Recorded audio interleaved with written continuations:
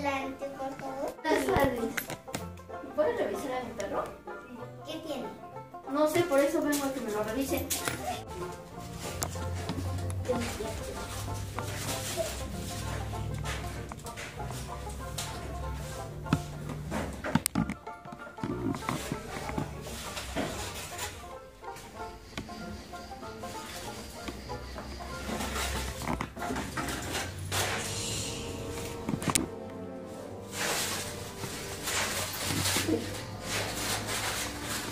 Levántate más. Levántate.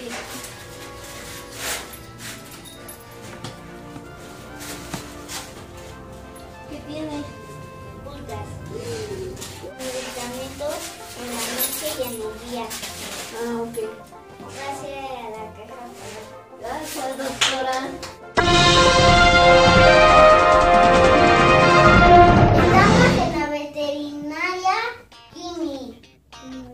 Dora Inier Gómez Tokunaga. Hola. ¿A qué se dedica? Cuida a los animales, los vacuno,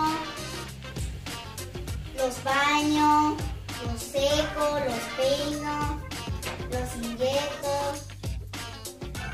los opero. ¿A dónde estudió? En la UNAM. 6 años. ¿Por qué le gusta su trabajo? Porque me gustan los animales, los cuido y los quiero.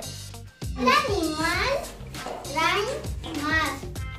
Los perros y los gatos. Porque son los animales domésticos. ¿Cuántos años lleva trabajando aquí? 10 años. ¿Qué riesgo tienen su trabajo? Muerden, rasguñan, infección. ¡Qué peligroso, doctora! ¿Qué vende en su veterinaria? Pájaros, camas, correas, croquetas, suéteres, tortugas, perros. ¿Qué nos recomienda a la gente que tiene animales?